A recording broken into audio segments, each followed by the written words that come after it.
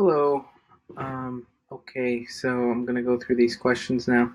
Hi, Joe. I'm struggling with a very low TSH. My labs are total T3, 0.84. So those are not American units. Total T4, 4.12. It's usually maybe I would times this by 100. Okay. Free T4. Your free T3 is 2.8. Okay. TPO, okay, I have Hashimoto's. High TPO. I've been taking 65 micrograms of natured thyroid. I'm not sure why my TSH is so low and what I can be doing. Well, if you're taking natured thyroid, then it's going to lower your TSH. So that's not a question. Um, your free T3 is not high enough, though. I wonder why that is. But it's not any wonder why your TSH is low. Whenever you take thyroid hormones, your TSH is going to be low. Um, so yeah, I don't basically because you're just telling your you're giving negative feedback. When your thyroid hormones go up, it tells your TSH to go down. So it's telling the pituitary or to release less TSH. Just a shot in the dark here. And sorry for the length. I have narcolepsy. I'm now unable to take stimulants and I'm allergic to modafinil, likely due to my HLA-B gene. The only medication that does work for me is Xyrem, which is GHB for now, and I'm grateful after reading your extensive article on it. I'm pretty worried about taking it. I have very strict sleep schedule and sun schedule along with diet and exercise, and I'm at a loss as to my next step. I guess at some point, as my 98-year-old grandmother says, I'm just going to have to live with it. Okay. So at my age, I should be at the peak of my medical coding career. Instead, I battle with amnesia and every other symptom with narcolepsy. No more career because I microsleep at the PC, automatic typing, and work doesn't pass the audits by a long shot. On the upside of things, my fibro symptoms have been reduced by 65% with all of my hard work. My question is, what are my options? What are my options? Obviously, we're unable to make orexin hypocretin. Do you know of any additional ways to make use of what I have left, if any? I have yet to have the spinal tap for measurement, and I do not want it. So how do I stop from attacking myself and stay awake doing that? Or any more suggestions that are not written about on the blog? So we do have a long post on increasing orexin on the blog. So number one is to look at that. The other thing is you're still having autoimmune symptoms, obviously, if you still have this narcolepsy. So I would, go on a stricter diet or an elimination diet if you haven't already gone on it. So I'm not sure if you've already done that. If you have gone on an elimination diet for a prolonged period, you might need to do it for 3 months because the narcolepsy, not every condition do you need to do it for as long, but I would do it for 3 months and then I would check. Yeah, I mean, you need some way to measure how you're doing.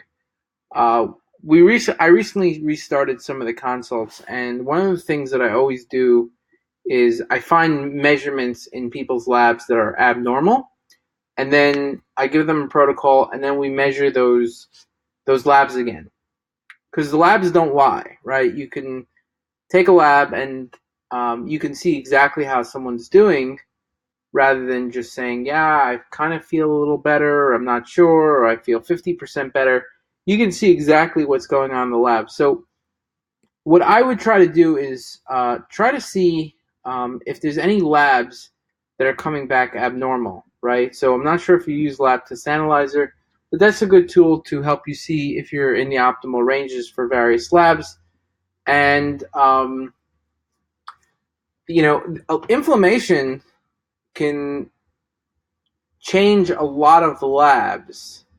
So let me see something. Um, I have a whole list of inflammation labs that I compiled. Um, and so here are the inflammation labs. You can check to see if your inflammation is higher or lower. There's quite a lot of them, right? As you can see, there's the white blood cells, heart rate variability, albumin, globulin, total protein, serum iron, total iron binding capacity. There's a lot of red blood cell markers. There's a lot of iron markers. There's acute phase reactants like CRP, ceruloplasmin, ESR, ferritin. I know this might sound overwhelming, but you can, this is on video, so you can just pause and see what the deal is with. These are more advanced. Some of them are more advanced. These are going to be more advanced. You're not going to be able to get these so fast. Uh, and yeah, and here are some hormones that can either detect inflammation or are changed by inflammation. Here are the antibodies that you want to measure. Here's some other things. You could do a Dutch test, and that measures the oxidative stress marker in your urine. But basically, you need to look at your labs because narcolepsy is somewhat of a long-term thing, and you're not going to be able to notice day-to-day variation necessarily based on diet or anything like that. So you need to work in 3-month intervals. Try a protocol for 3 months. I guarantee you're not doing something in the protocol. You should not have severe narcolepsy, um, or it sounds like pretty bad narcolepsy. Given if you're following, maybe you might follow one thing in what my protocol is, but I really don't think you're following everything if you still have these symptoms. I mean, it sounds like you got better, right? 65% reduction in fibro symptoms is good, but you need to start tracking labs because I need to see like, here are my labs before, here are the labs after. Here's what I did, what went wrong, what went right. What do because yeah, otherwise it's very hard to see exactly the situation. But so as far as GHB, I mean, I can't. This is a very individualized thing. If it's really helping you sleep, then it's worth it. That's what it comes down to. If you're not sleeping well, then it's very bad. So this is something that is very specific. This is like something that you would need to speak to your doctor about, or a healthcare professional. Basically, it's I wouldn't say just because you read the self-hack post, which I know the post you're referring to on GHB. It does give some side effects, but I don't it still could be very good for your if it's going to help you sleep. So it's a very individual thing. MGUS is common in the over 50 crowd, 3% of the population. Is there any way to prevent MGUS problems or its advancement to multiple myeloma? This is something very specific. I again, um, I'm going to say the same thing. I've been really converted into looking at labs. In the latest stage of the consults where we look at people's labs, that's where you're able to detect where things are going wrong. And if you can normalize those labs, then you can really prevent a lot of problems. So I think that's an approach you should go by. here are the inflammation markers that I would look for. There's a lot of hormones, a lot of things you can test for, right? Um, and yeah, I mean, not all of them, they might not all be specific to, most of them are not specific to multiple myeloma, but if you're having inflammation, if you're having, if your body's working normally, then the body won't be in a disease state. So I recommend looking at your labs if you want to prevent, something in the future. Looking at your labs is the uh, best approach, and that's why we created Lab Test Analyzer for this exact reason, in order to see where you're optimal and how to get to that optimal state. Could you provide a list of blood tests to begin researching a sleep disorder narcolepsy diagnosis? So this I don't. I believe you have to get, in order to do an official diagnosis, you need to get a spinal tap. Like in order to confirm. Otherwise, I think they just do it by the symptoms. Um, but obviously, in narcolepsy, you're having elevated levels of inflammation. The body is not optimal. I think that is a given. That's why you need to be getting these labs. Again, these labs are really important. They can detect inflammation. The one, not these. I'll take these out. And I actually listed it based on importance. But basically, yeah, these you can all get it by your doctor, and you can plug them into Lab Test Analyzer. Almost all of them, I believe, and most of them at least. Um, yeah, and they can give you information about how to get into an optimal state.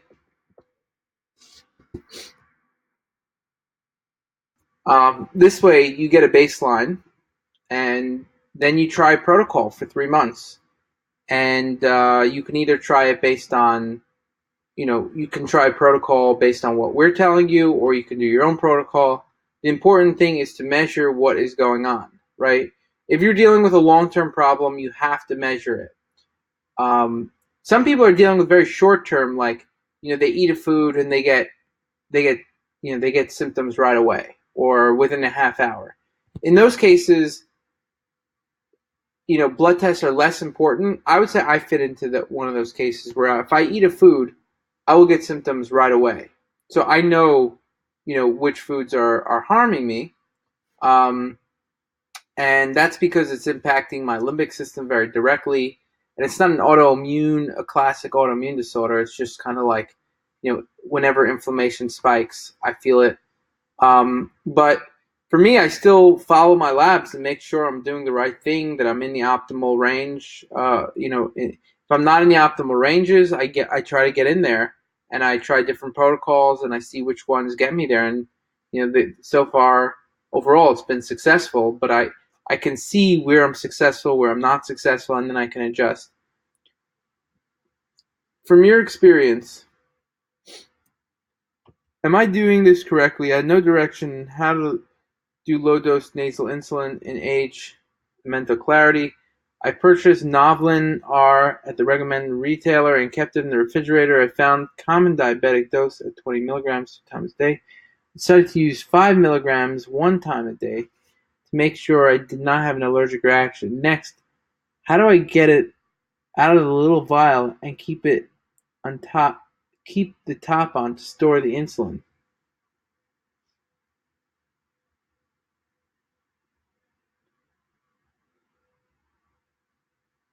I'm watching a show and I'm not wearing my glasses. I have a mild prism due to age.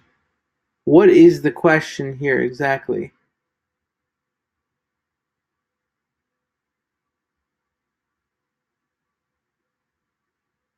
Um, I have not used intranasal insulin for a while, so I forgot all the details about how to use it. So I'm not sure. um, exactly what you're asking. And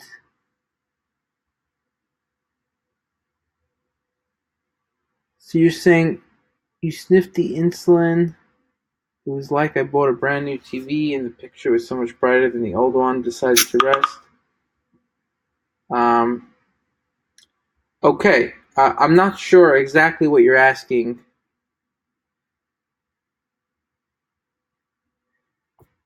I mean, you get there's like sterilized water. You put it in a container. Um, there's you know there's a nasal there's a containers where you can do a nasal spray, um, where you push down and it sprays water, and you have to just calculate the dosage.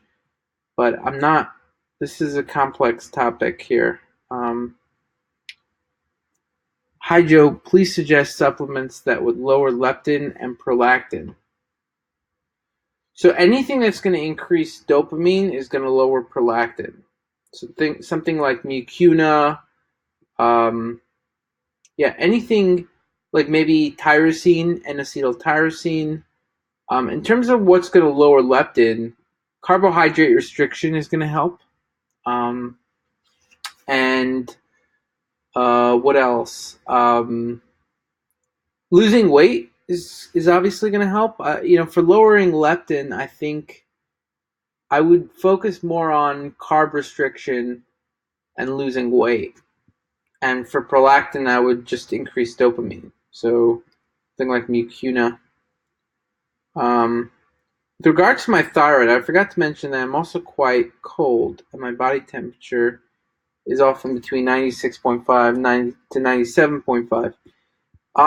Your free thyroid hormones can be low because of inflammation and oxidative stress, even though you're taking thyroid hormones. So you do need to get the inflammation down. That is one of the markers that I would measure to see your progress. My free T3 went from 2.6 consistently to 3.4 from when I was not optimal. Even though I was actually, even when I was getting better, it went up a bit, not much. Like it went from 2.6 to 2.9. And when I was, 100%, that's when it was 3.4. Tested it a couple times. So 3.4 is the optimal range. 2.8 is not optimal. I would want you to measure that and over time and see how you're doing.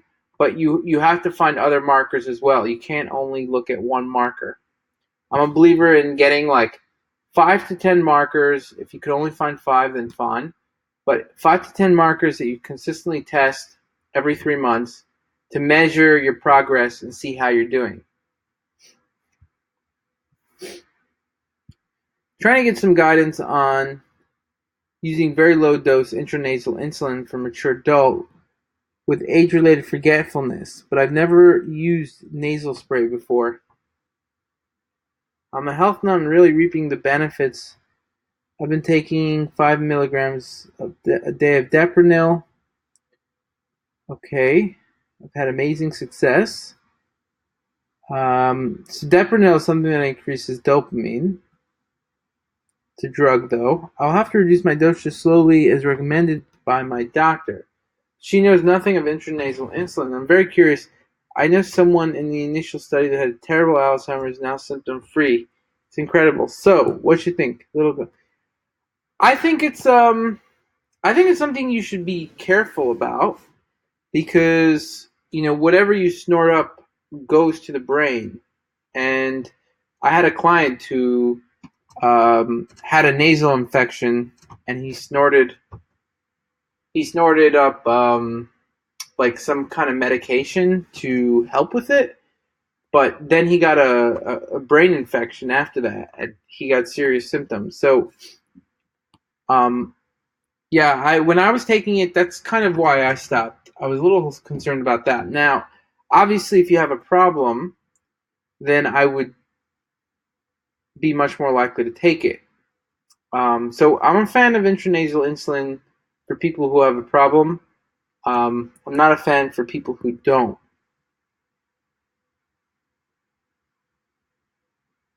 I mean, in terms of how to do it, it's you're better off just reading instructions online. Los Falco, I believe on his site, he has some instructions on how to do it.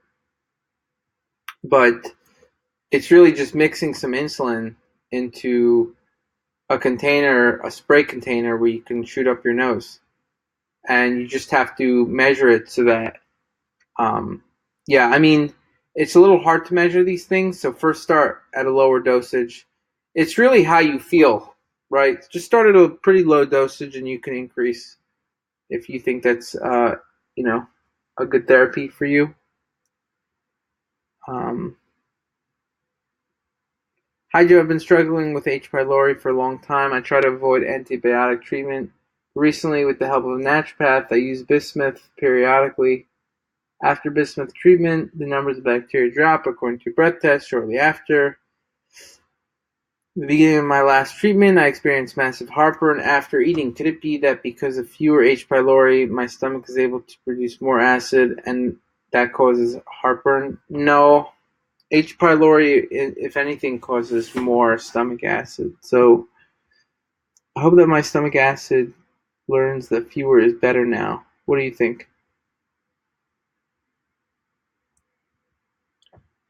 I'm not sure. I mean, killing H. pylori, um, killing H. pylori should make your stomach acid go lower. So I don't know what kind of effect this is having. It could be, yeah, I'm not sure.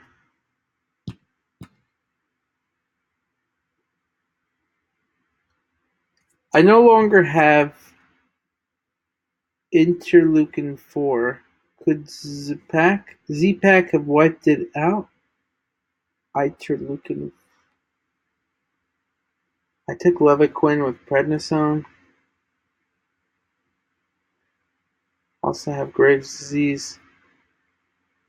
I'm not sure what the question is. So you had higher levels of interleukin 4, and now,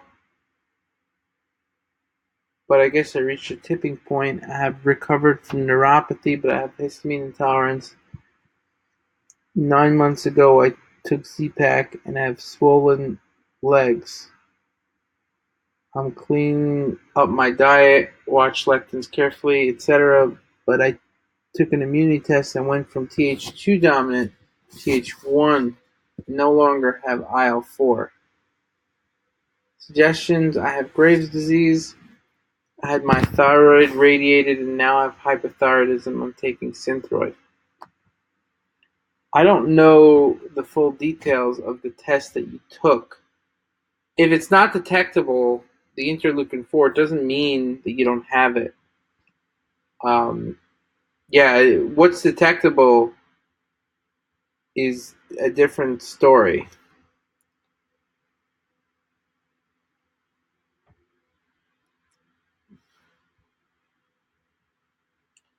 Um, I don't it I don't think it had to do with the Z-Pack, but it's possible. Hi Joe. Um, I'm Arpita from India. French translator, 43 years old. Since 5 years, I suffer from debilitating endometriosis pain. On a daily basis, Dr. Andrew Cook gave me pycnogenol. I took supplement for 5 years back, just 1 month, and after stopping, developed severe migraines and watched an elevated FSH. Okay, so the question is how to reduce leptin.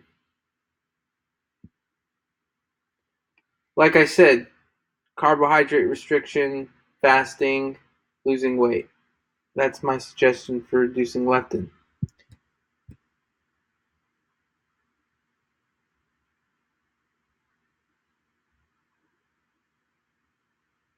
I don't understand the question. I used to get great articles to pull up from the bottom of my screen.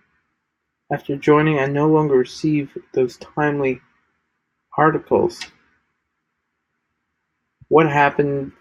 In fact, I am no longer able to pull up anything. Hope you all are not a scam. I can't seem to get anything like I used to before I sent you all money. I don't know what you're talking about, but contact support at selfhack.com and we will help you out.